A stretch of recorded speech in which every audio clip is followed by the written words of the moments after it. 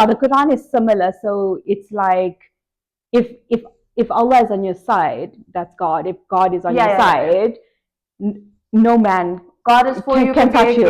Yeah, exactly. It's the same with us. It's the same concept. Like no matter who says if you trust Him, you don't have to worry about people.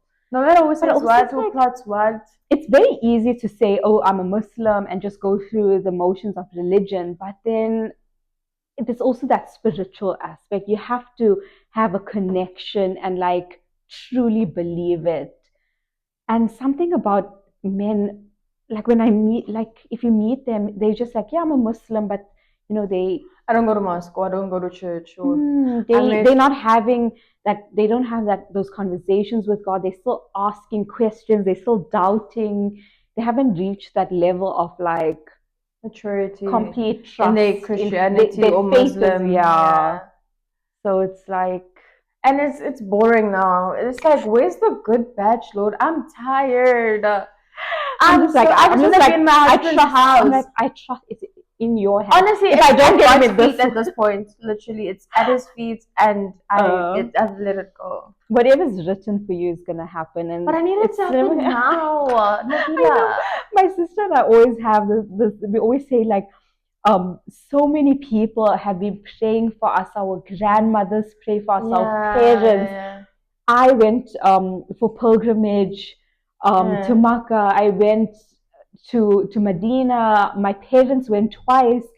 You know, my sisters had friends, and when we've had friends that went, and we like every time someone goes, we're like, please pray for us for a good spouse, and everyone prays for us. And I'm like, and once I feel like it's not that we need to really also believe it. Yeah, that we deserve it. I learned something about the universe, and as much as people say, "Oh, the universe is like God," my babe, the universe is God. The world is God. The air we breathe is God. So when I speak about the universe, I speak about the things that God's created and the energy that we transfer with it. When you pray for something, you must also pray that I'm able to receive it. I'm ready to receive it. You don't like pray for it and then be like nervous, like, oh no, but if I get it, like what? You need to be sure, like, if I'm praying for this, I'm ready for it. I'm going to receive it, and I, take it in my stride. Like, there's no doubt when you pray for it. Amen. Yeah. So it's we diverted there, guys. Yeah, a little bit. We spoke about.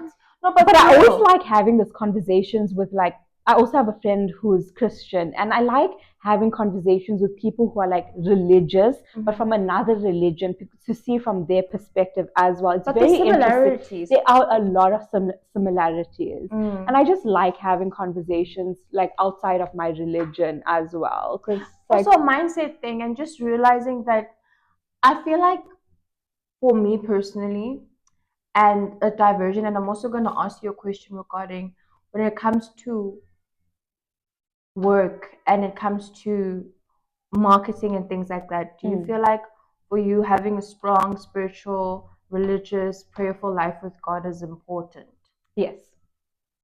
Right? Yes, full stop. Period. Because when people say no, like I'm just what is it called, an atheist, when they don't believe in anything. I'm just like, you just wake up. You need and to just keep it going. I'm not judging. We're not judging. But how? I feel like I wouldn't have got through like this period of unemployment without having something to believe in. Yeah. If I did not trust that God had a plan for me, I would have crashed out. I don't know what would have happened to me, but it's because of Him that I'm still standing today. Like, I firmly believe that whatever was going to happen to me was His plan. And so I'm every day grateful. Like, every day you show gratitude and you thank Him for where you are today. Yeah. Because I had a moment also of thinking about that the other day, of like, enjoy every moment of your life. Enjoy it. Like, you don't understand what's happening right now. Yeah. But just enjoy what it doesn't make sense now. It doesn't make sense. But be happy in the present moment. Whether we can make so many examples. We can make examples about people. We ain't gonna do that today. No, we're not.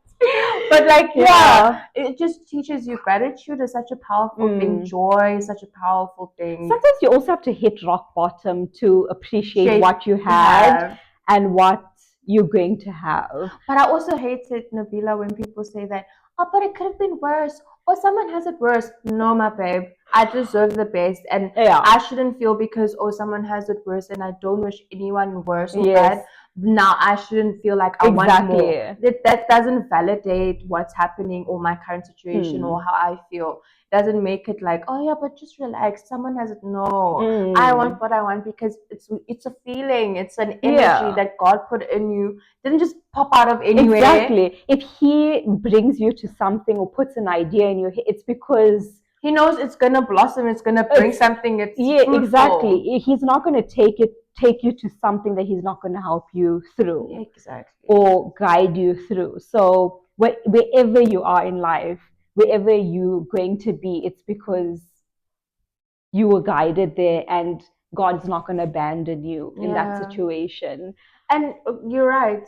Going back to like speaking about your religion and spirituality in the workspace, and also coming from corporate spaces, there's so many different energies. Maybe let's leave that one at that. That's a whole nother episode, right? There's so many energies, and you really have to have a higher power with you. Yeah, you have to. You need God as the light. You need God. People have higher powers that are darkness, and we walk in the light. So when I speak of God, I'm talking about light, the creator of heaven and earth, and your creator of heaven and earth child. It's the same. He's literally the same. But there's people who obviously praise dark things, and we're not on that side of the world. So please, no. So you really need to pray for protection and light, because everywhere you go, literally there's a lot happening. The other day, the weirdest thing happened to me. I was jogging, and this random person was there, and just the way that they were acting, it was just weird. But that's really tough, guys. We have so many questions, but we're having such a quick conversation. But I mean, in the space of social media, there's also a lot of monitoring spirits. Do you believe that? Yes, wholeheartedly. There's monitoring spirits. I believe that no weapon formed against you shall prosper, and I pray over my they can't, my social media they can't, accounts. But they're there. They're there. But yeah, I feel like you need to, especially as like someone who's religious, spiritual, etc. Pray over your accounts. Pray over what you put out there. Don't post everything. Don't say everything. Don't show every part of your house. Don't show every part of yourself as well sometimes. Because I find like also I have friends who like, if they post their kids, suddenly like the kid gets sick, or they post like something nice and then something goes wrong. But like, God forbid anything happen. So that's why I've like taken a step back from my personal social media, because I felt very observed. I felt the monitoring spirit. So I've taken a step back from my personal account. But yeah. No, definitely. I feel like you need to. You need to pray about it, and don't disclose every single thing, because not everyone wants to see you happy. And imagine someone scrolling on, watching you, and thinking to themselves, because like a lot of people don't live a life that you're living, and you might think, oh, this is so normal. This is so the people I have on my social media all have good lives, but you don't know everyone behind that screen is going through something, and you might not mean it in a malicious way, but people will look at your life and go, oh, I wish I had that, or like, why is it happening to her but not me? Have like a negative heart towards you. And the smallest thing as a negative heart, thought, or word someone has on you is like as much as a curse, apparently. Literally, it's not just like as them cursing you, which is crazy. I heard that the other day. I was watching a teaching online, and I was like, what? Someone can just have a negative thought about you, and that's like a curse. That's why you really have to every day, every morning, every evening read your prayers for protection, because you don't know who's out there and what they're thinking about you. But also for me, it's like you're watching someone social media wise and all of those things elevate and work on themselves. Why does that not motivate you to elevate and motivate yourself and grow? If you can see someone else is able to do it, why don't you invest the time to do it? Instead of praying for someone else's downfall, why don't you pray for your uplifting?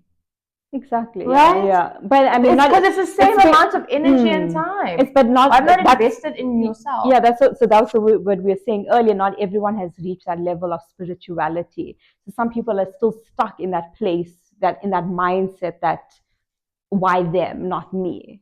That why them, not me mindset. And I feel that that's a very spiritual thing to reach, like to wish well on someone. You have to be in a very good space spiritually.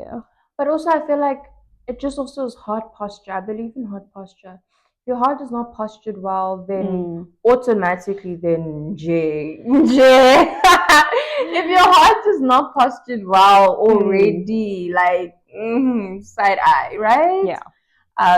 It goes beyond also just the mind. I think it's heart, mind, soul, all intertwined. And also what some people grew up seeing. What if they were in a family where everything was negative and they were always gossiping about people and it was always envy and jealousy? People forget that generational curses are more than what you call this, like spiritual things. It's actually habits also. Like, your grandfather had, God forbid, diabetes, but you eat sugar like crazy and you expect not to get diabetes. True. And you're continuing the curse without, do you understand, unintentionally, and you're just saying it's a curse.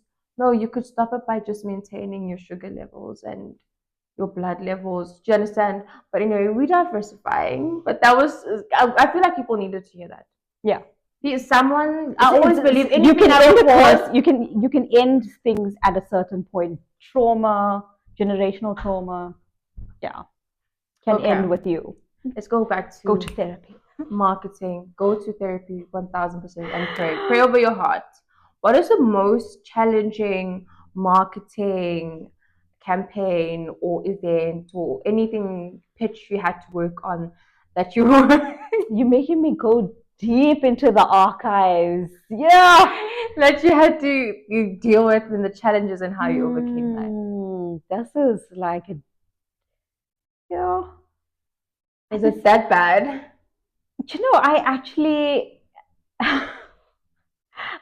can't remember. Oh, really? Okay, that means you're really good at your job, girl. I can't remember. Like, sometimes when you do a campaign, it's big in that moment. It was stressful. It was, but you know what? Years later, when you look back, it doesn't matter. Because you've done so many and you've done it. You've gotten over it. You've done the. I get you. So they've been, I won't say they haven't been, but like they've been challenging campaigns. I can't exactly like pinpoint exactly, but they've been challenging campaigns. They've been challenging events.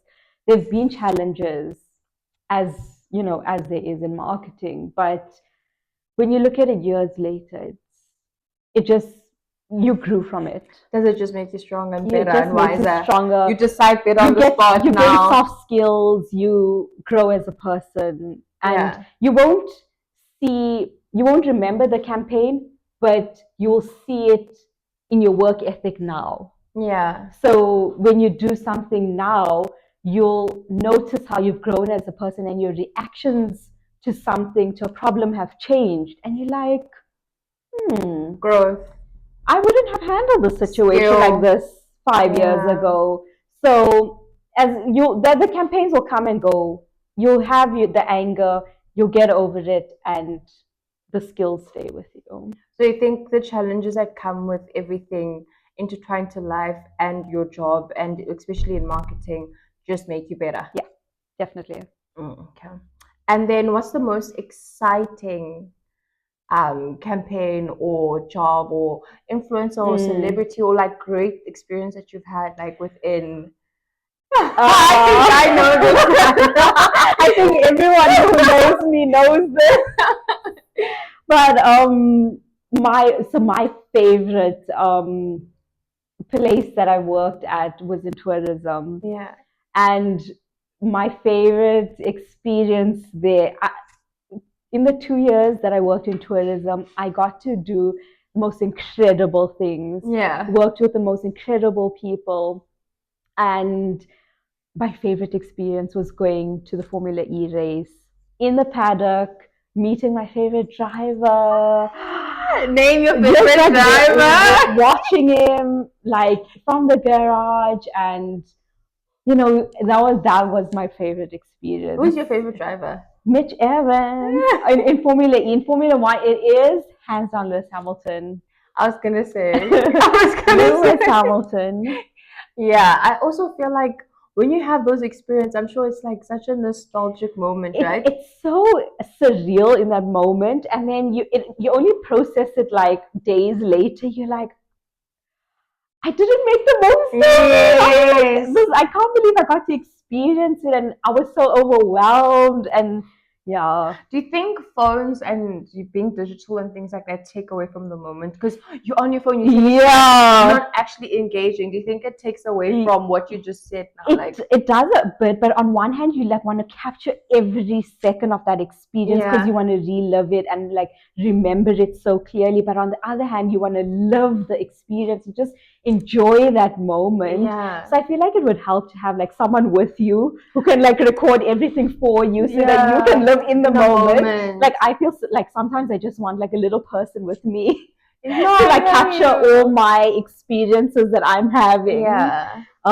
Because sometimes I'll like go to a concert or like a football game or something, and I just you really want to be in the moment, but you want to capture the memory. And I'm just like, I'm gonna live in the moment, and then like a few months later, you're like, what happened there? Oh, I can't actually remember what happened because I was living in the moment. I recently saw a TikTok, someone saying, guys, take videos, capture moments. Because you're gonna, like you just said, you're gonna think about something and you wanna go back and have that feeling. And actually, with marketing and content and cameras and all of these things, it's actually such a great way to capture moments. As much as there's like obviously the whole hectic negative or whatever side, but there's also beautiful side. There's moments that you capture with yourself, your friends, family, that like you can never relive without that video or that picture. Do you remember when we were young? I don't know about you, but like your parents would have like a little camcorder, or like a little video camera, and like video everything. What's that book? The photo album. Yes. And they would like capture like candid moments and stuff like that. But like I feel like you always need to have like if you're having a significant experience, you need to have like a GoPro like strapped to you or something, and you live that moment, and the GoPro just like captures the full like 4 hours. GoPros now are phones. Do you know that? Yeah, but I think the phone's cut off at a certain time, so now you must like and back up and say there's also like this little DJI thing now that you can capture. It's the little screen. It's very cool. It's really cool. It's like the new digital cool camera. So I actually went to an expo, like a live event, this Go Live event the other day, and it was really cool seeing like how many cameras are out there on the market and the technology that's available, and it's very cool. There's so much out there. Do you think the quality of your content matters for people starting out? Speaking about cameras and quality and everything, do you think people engage more with crisp, clean, not lavish, but like good quality? There's a place for polished content, and there's also a place for that authentic, real, raw footage that people appreciate. Not everything has to be polished. I think as we're moving into an era of like better quality and so many ads being pushed out, people appreciate authenticity. Like a little camera shake here and little graininess there. I just woke up. But if you're starting out, not everyone can afford the best technology and the best cameras. So you start. The most important thing is that you start somewhere. Take like your camera and learn the tricks of lighting. Lighting is going to make so much difference. The best thing, invest in lighting. Or use your natural light. Normal time to shoot in that angle. So even if you have like an iPhone 6, if you use your lighting correctly, it will look like a 15 Pro Max. It can, literally you'll get the good quality. It's not gonna be It's not going to be the 15 Pro but Max. you're going to get decent quality footage.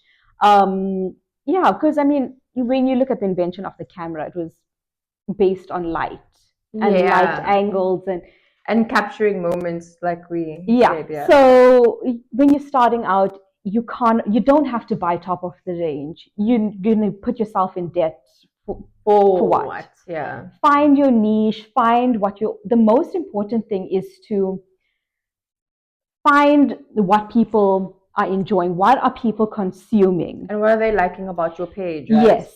So you can say, I don't care what people think about my content. I'm just going to put out what I like. But then, okay, do that. But you don't get angry when people are not watching your content. Yeah. So why am I only getting 11 views?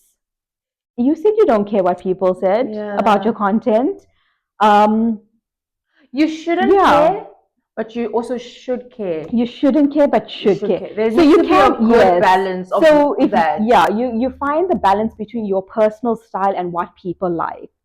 There's a very you play around, you experiment. What do they I've seen people do. Sorry to cut you off there. People who go on live a lot. Yes. There's people who get engagement from that, and then they know when they go live, they post when they live. It helps like the algorithm and the engagement. Or people who post cleaning. There's people who just love their cleaning videos. So if you know someone loves your cleaning videos, why would you start posting I don't know, baking cookies? Exactly. When your algorithm or your engagement is based on, cleaning. So I get what you mean. Stick to what people actually want to see from you.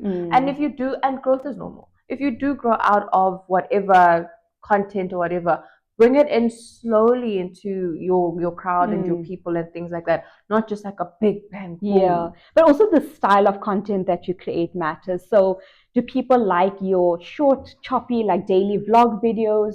Do people like your voiceovers? Do people like you putting music? The way you edit is also a factor when creating content. Oh gee, I'm everywhere. I'm everywhere. But that's how you find your niche. So that you just post random, you test styles at first, and then you'll find what people like. You'll find that one hit. Yeah. And then you're like, okay, let's continue. Let's make more in this style. And that's how you grow, and that's how you find your niche.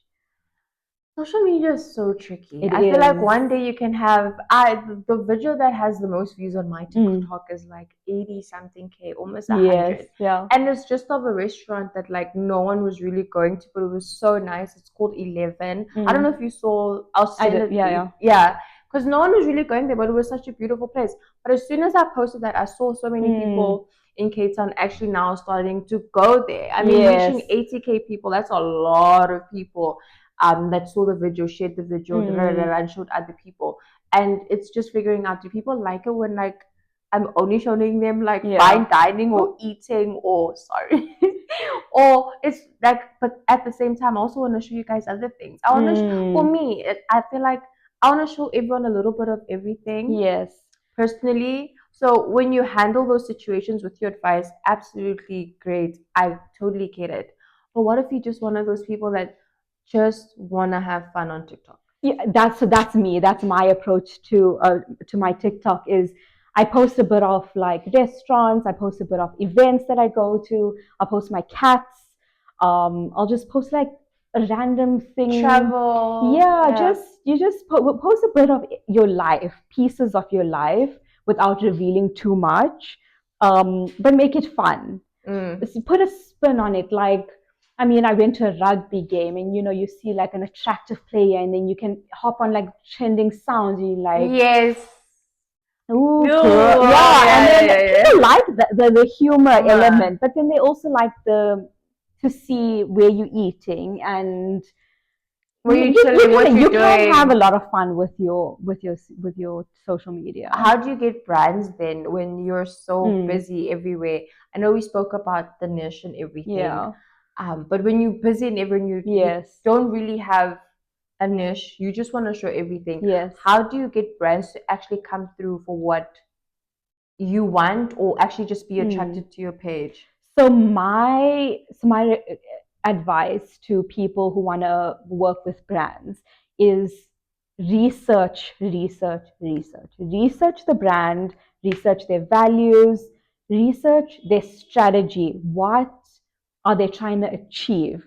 If you want to work with, um, just say like GoPro, what's the aim of GoPro? Like, just say their strat is to sell GoPros. Yeah. You create a pitch. Always go in with this pitch, with a sales pitch. This is my idea. I've seen that you are doing this campaign right now, and I am in this space. My interest is traveling.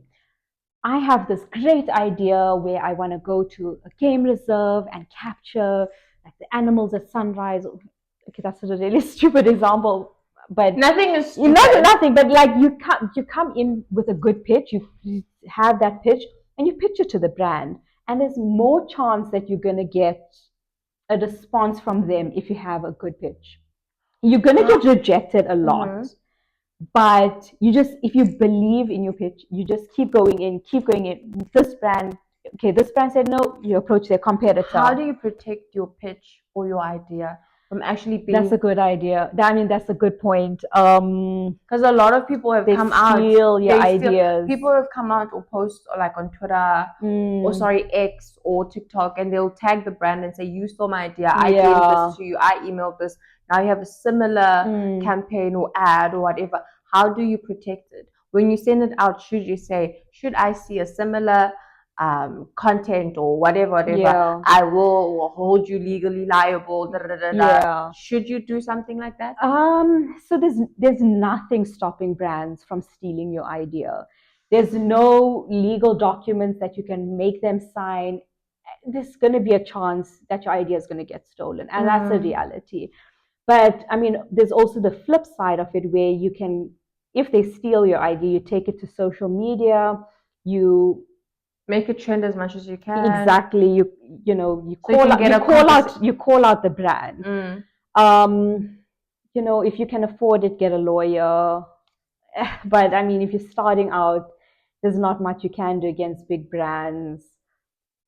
You just hope for the best. You just hope for the best. I mean, there's a risk of putting yourself out, but also don't give them too much. You try and just tease them until you actually have a conversation, sign a dotted line, and continue. Yes, you make it seem like the idea can't work without you executing it. You pitch it. That's why, like, because sometimes they'll be like, oh, okay, she got a good idea, but let's use an influencer or content creator with more followers, but implement their idea with that person. No, I hear you. And I know I've seen that. I've seen that actually with a car brand. Someone I actually knew from varsity gave them a whole entire pitch, and they did the whole exact thing. And then he basically put it out there that, yo, this is to the T. And he put the email and everything. And I don't know if till this day they ever got compensated, if they ever got to get on a campaign, or they ever got paid for the idea. I think it's quite unfair for actually creators in South Africa, or in general, I feel like, let's say South Africa, not to have as much protection over their creative content. It's a global thing. Creatives everywhere. At some point you're going to get your ideas stolen, your artwork stolen. But the point is not to be stuck on that. My advice would be to just keep innovating, keep being a creator. Evolve your ideas. Okay, someone stole my idea. That's fine. You were the trendsetter. They the copycat. But what am I going to do now to move on? Let's keep innovating. Let's keep thinking of ideas. You can't be stuck on, oh, someone stole my idea. Yeah, forever. Because someone is always going to steal your idea. They're always going to steal your interest, your personality. People are going to like try and mimic you. But you can't be like, oh no,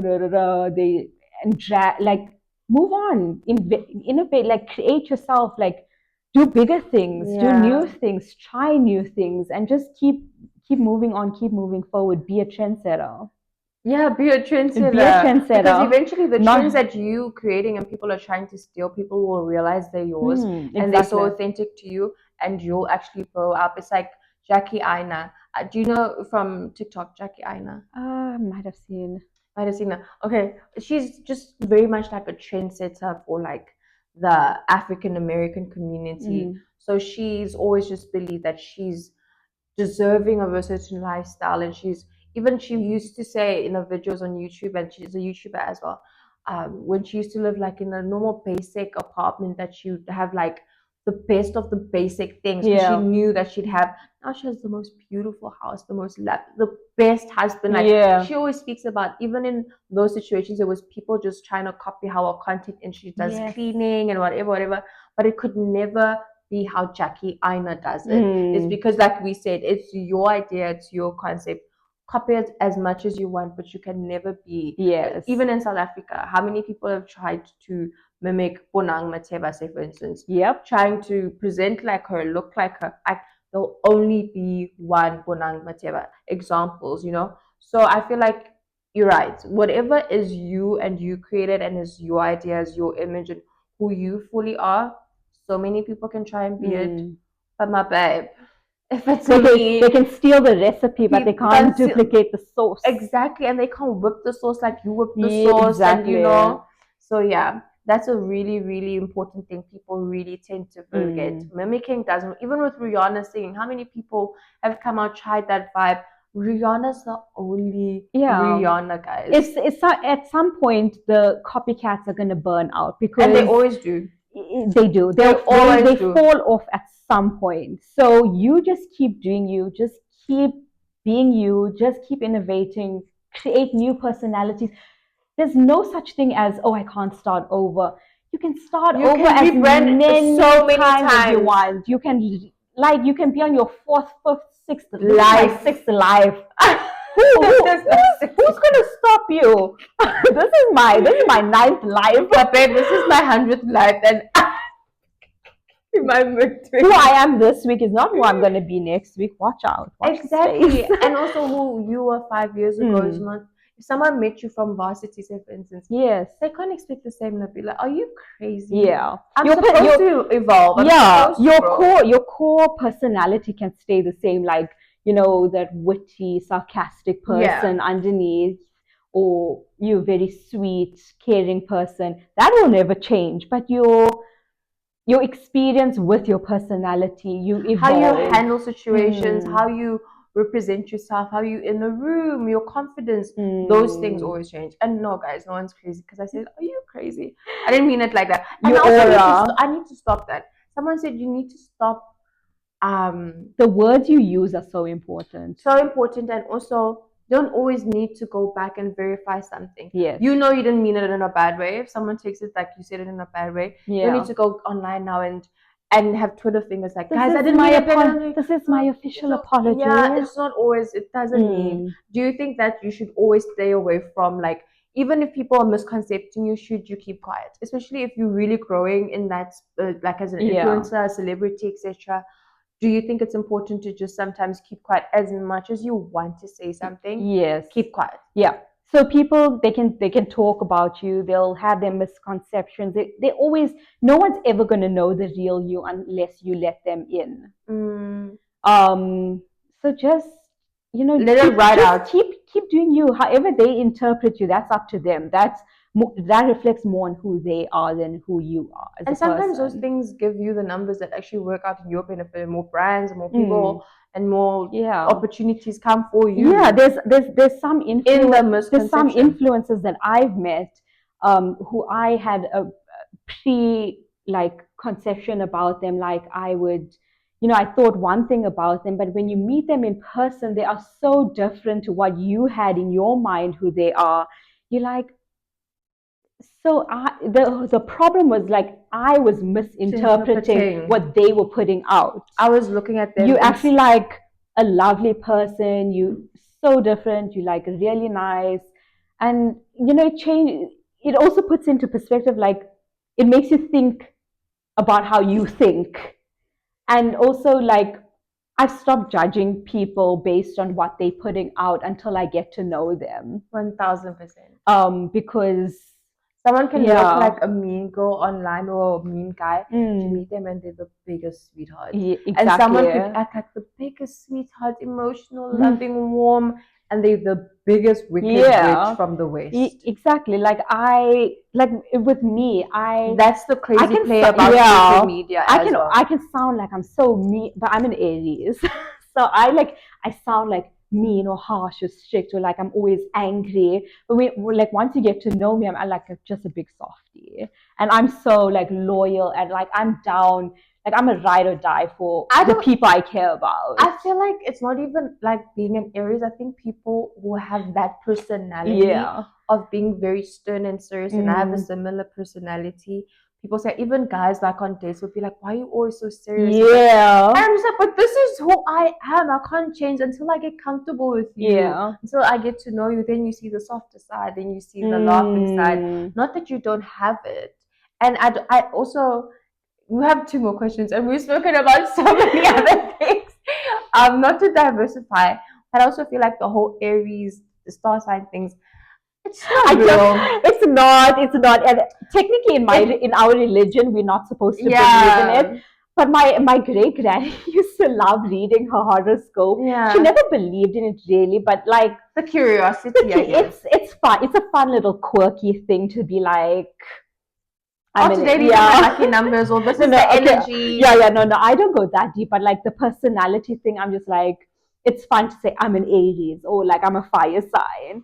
Like in magazines, like I don't know. Yes, the horoscopes. Yes, and they had, that's why I mentioned the numbers. Like they would have like the lucky numbers for the week or the month or whatever. Yeah. So people used to channel. I remember like growing up, like we had magazines. We don't even have magazines anymore. Like, do you see how much? And that's the next question, going into how it was studying marketing and what you expected it to be when you were studying and what it actually was. Was it the same thing? So when I first started studying, the only social media platform I had was Facebook, right? Facebook and Twitter were the only things out when I first started studying. And then as you go along, more platforms. Tumblr, all of those Tumblr was also, Tumblr's big back in the day. But you have to be very adaptable in marketing. You obviously, everything is going to be new as new technology comes out. But there's no shame in learning new things, but also carrying over soft skills that you've learned from other platforms or from other jobs or from. Yeah. You're going to carry over those skills, but it's how adaptable you are to situations that's going to keep you going in marketing. And when you studied, did you expect it to be the way it is? Really? Not at all. Is the studying like the glamorous, nice, or exciting? So this was my vision for the future. I was gonna become a brand manager of like some big sports brand. Which is still possible. Yeah, it was gonna be glamorous. It was. It can still be glamorous. It's gonna, this was. I'm going to work with like big sports stars, and then eventually I'm going to meet a sports star. You've already done that. I'm going to become his brand manager. You're close. I mean, that was my vision. Like some of them you've touched on. It's just that it hasn't like. But It hasn't manifested exactly how I planned. But then that's also like God's like, okay, that's a taste of it, but this is your path. Back onto your path. And I feel like the path I'm on is greater than I expected. Although it's not what I envisioned it to be or what I wanted it to be, it's better than I could ever imagine. That's nice. That's nice to know that you can envision something and live it out. I feel like for me, I've only just really started being trusting with my passions and dreams. I've always had, how Doji, I don't know if you know Doji. Yes. She's like, I want to be a star. I want to be. Yes. And honestly, I've felt like that for the past, probably since I was 7 years old. And I'm 27 and I'm only really starting to put in those words that Yes. I've been saying to 7-year-old me. And and I love hearing you saying that, like, you're at least starting to feel those bits and pieces that you spoke about. It's beautiful to see and hear those type of things, and I hope people get encouraged to know that there's the Doji story, there's your story, there's my story, and people like Jay-Z, they only put out their first song at 28, and he's a billionaire. Exactly. There's never time. There's time, and I think with social media we limit ourselves. We're like, oh, if I haven't achieved anything from like 25 to before the age of 25, I'm a failure at life. We put our own. I don't have a Rolls Royce or a Lambo truck. Like, and it limits us, and then we burn out and crash out, and then we don't continue on the path that we were on. We were so close to achieving what we wanted to, but because we weren't patient, you lose it all. Yeah. You get discouraged. You start doing things you're not supposed to be doing, and then you start straying. And now staying in a job you shouldn't be staying in when you should be a star. I want to live in LA. I love like when I was a kid, actually, like unknowingly, I feel like I manifested this life, because when we were kids, we'd always be like, I'm going to live in Cape Town. I want to live in Cape Town because, you know, our cousins lived here and we'd always come here on holiday. And then we ended up living here. Like, we moved here, and I feel like I manifested that as a kid. And also, like, as a kid, I didn't know like what advertising was. Like, I would just go in front of the mirror and like pick up random objects and be like, this is my ad for this, and like talk about the product and like make up my own ads. And you know, we would record things on our computer and make radio adverts and call in, like pretending we were radio presenters. And I feel like every one of those little things I did as a kid, I unknowingly like it came to fruition as an adult. Now that I look back, like I've had my own podcast, I've been in the radio industry, I've worked on campaigns, which were all like things I would do as a kid, and it just manifested itself differently as an adult. So that's when I think about it, I always get goosebumps. I'm like, that's would you continue your podcast? I would go back into podcasting. It's just a lot of work. It's a lot of hard work. I feel like during COVID, I had a lot of time to do it. So I had a co-host from Italy, and we had the similar kind of name, so it worked. And we would just like talk about our experiences as people of color navigating life, like telling our stories from our point of view and how we view the world. And then lockdown ended and we went back to our lives. And but do you still have those episodes up? It's all up. It's all still up, but I've grown since then, so don't judge me on what you hear. Don't judge me. I'll actually share everything in my description. Is it on Apple? It's on Apple, Spotify, YouTube, the Just Nabs podcast. Just Nabs podcast. I'm gonna tag it below. I actually haven't listened to your podcast. I'm actually you should, but don't judge me. I'm not gonna judge you. No, Nabeela is the most lovely, mature. We actually just tell him how we met. We went at a speed dating event, actually. So we walked out. Honestly, man. We walked away with no man, but we walked away with a friend. Yeah, literally. Yeah. And ever since then, like, I'll hit up Nabeela, she'll hit up me. Like, I've been to a few events with her. She's shown me a few things. I'd like to think I've shown her a few things. I don't know, maybe. So I'm your elder. No, definitely. She's shown me a few things and, you know, given me advice on a few things. And so that's how we met. Our husbands, honestly, we're tired.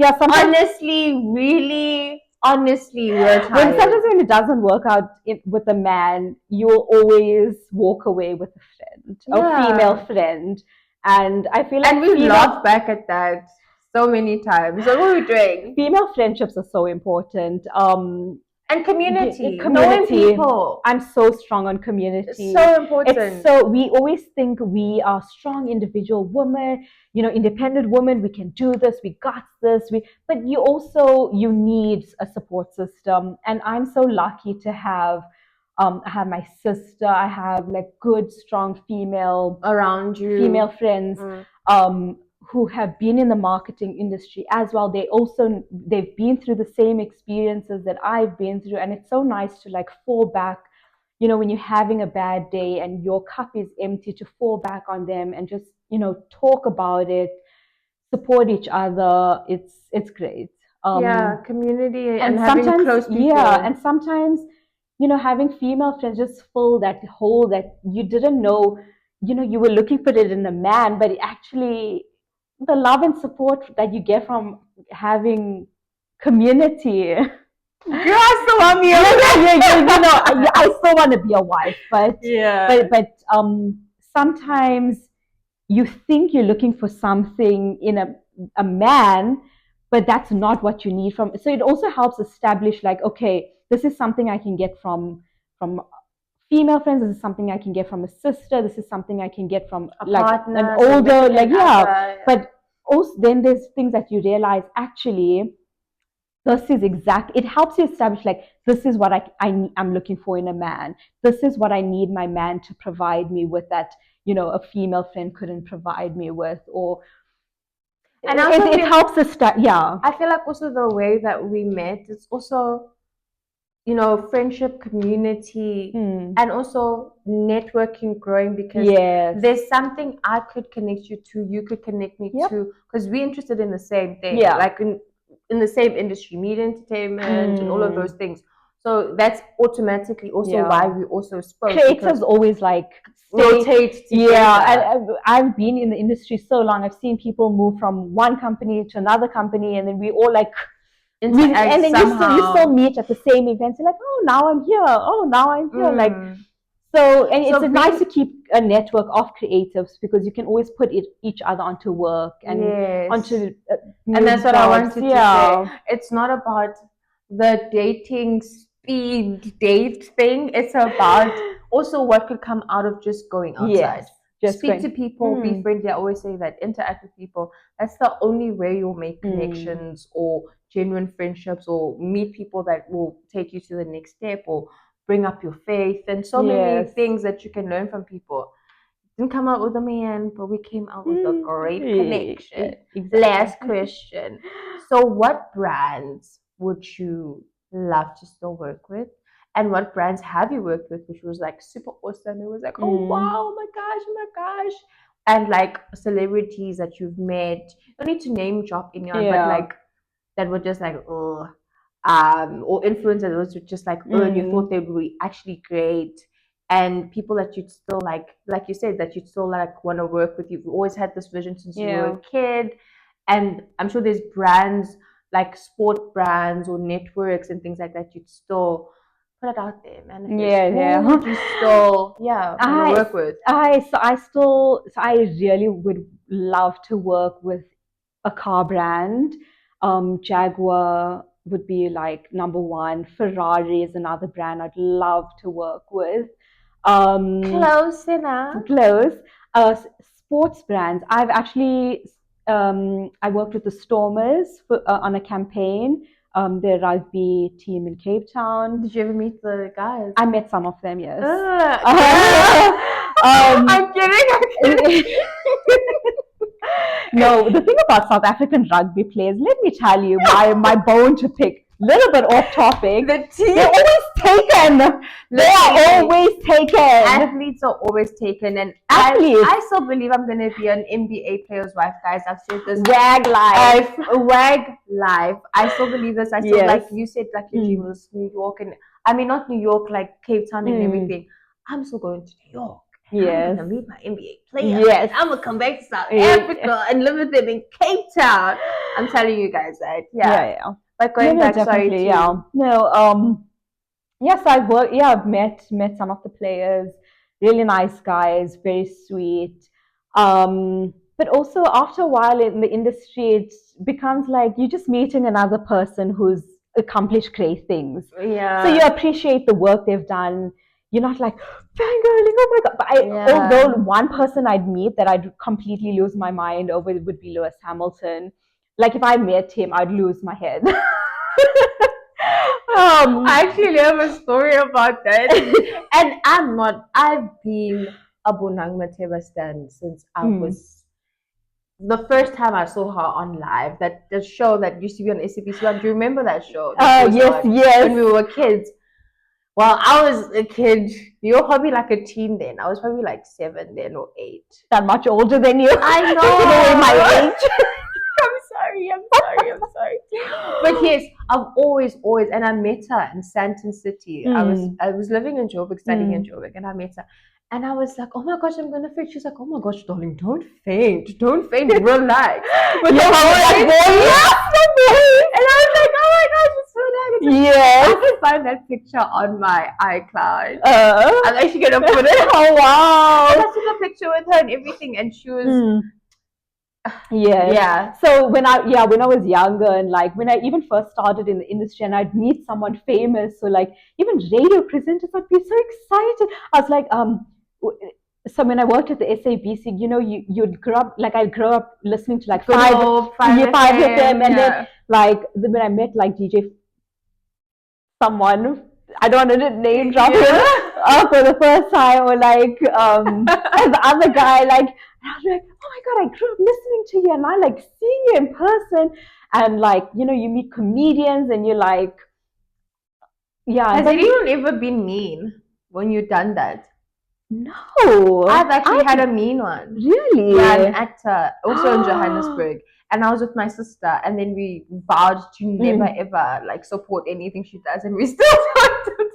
Guys, I'm petty to the grave. I'm petty. Yeah. Because it was just so mean, and there's no need. Like we just love what you do. Just be like, oh hi guys, I'm not in the mood. I've actually also met one of the South Africans. I'm not going to mention. She was going into a hotel. I was walking. You know how in Cape Town, in the city, it's always so busy. Yeah. So she's walking out. The chauffeur's taking her out. She's like, I'm so tired. I really don't want to take a photo. And that's how you handle situations. You don't need to be mean because you're a celebrity or like influencer. Just tell someone like, today I'm not feeling great, but thank you so much for your love. But the other lady was so mean. She just looked at us like, and babe, you were at Lovisa with us, so relax. Exactly. Buy 5 for 200. Exactly. We were both just like, what? Okay, anyway, yeah, I actually haven't experienced anyone mean. Thankfully, everyone's been lovely and genuine. It's just another human, and you can appreciate their craft. Nothing wrong with Lovisa. Oh my gosh! No, I love it. We love Lovisa. And then my friend automatically always goes back to, I'm not down. My earrings are from Lovisa, and I wear them every day. They're tarnish proof. Yeah, and Lovisa they got the goods. Best.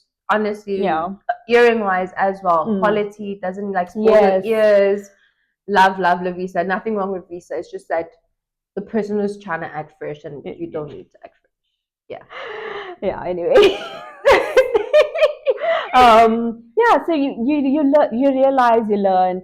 They're also people. They also have normal lives.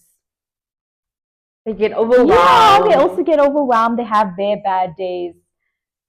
One last question. Do you think when you're in the industry, as the person who is the celebrity, besides now the marketing side, do you think the person that is the face of this whole marketing campaign and whatever needs to be able, like we spoke now, have composure and handle themselves in situations well to not ruin their reputation and potential brand partnerships and things like that when it comes to people who are their supporters, not fans, supporters coming to them and then realizing this person's actually a beep, and does it play a role? Do you guys cut people off of campaigns a lot when a bad thing comes out, like so and so did this to a fan or not a supporter? Like, is it?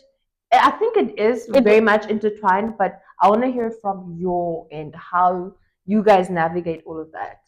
It depends on the degree of the crime, the incident. The incident. I don't believe in cancel culture like, because I believe that people can still redeem themselves depending how bad the incident was. Obviously, like, not criminal level stuff, but there are things. We are all human. We are all flawed. We all grew up in a time where, you know, certain things were okay to say, and it was being pushed in the media, and it was, you know, it was being said to us, and we grew up saying it. And there's so much we've had to unlearn, because as we've grown up as adults, and like, hey, that actually isn't actually right. Toxic. Yeah. Like, but at some point, people are going to slip up. They're going to say things that aren't politically correct, but they do have a chance to redeem themselves. And it also depends on, you know, if you mean it or you're just saying it to get the bag again. Like, how are you showing that you've changed as a person? Like, that it all depends on how people make amends. That's and how the evidence lays that out matters. Okay. Yeah, because I don't believe in canceling someone just for like a small slip up. Or yeah, I mean, there are some certain cancelable offenses, but yeah. Actually, I had like 1,000 more questions in my head, but this episode will be too hours long. I'm a yapper. I'm a yapper too. So 2 yappers together, we could speak forever, literally. And I actually feel like we'll probably do a part 2, maybe sometime later in the year. Definitely a catch-up part 2. Because if you like and subscribe, we beg for more in the comments. We'll be back. Yes, please like, comment, and subscribe. Share my podcast with other people that you think would love my informative, fun, and just like chilled, laid back conversations. And thank you so much, Nabeela, for coming. Thank you. And thank you for having me. It's nice to catch up. Exactly. And we're still going to catch up more because we are yappers. Thank you guys so much for watching. Bye, my poppers.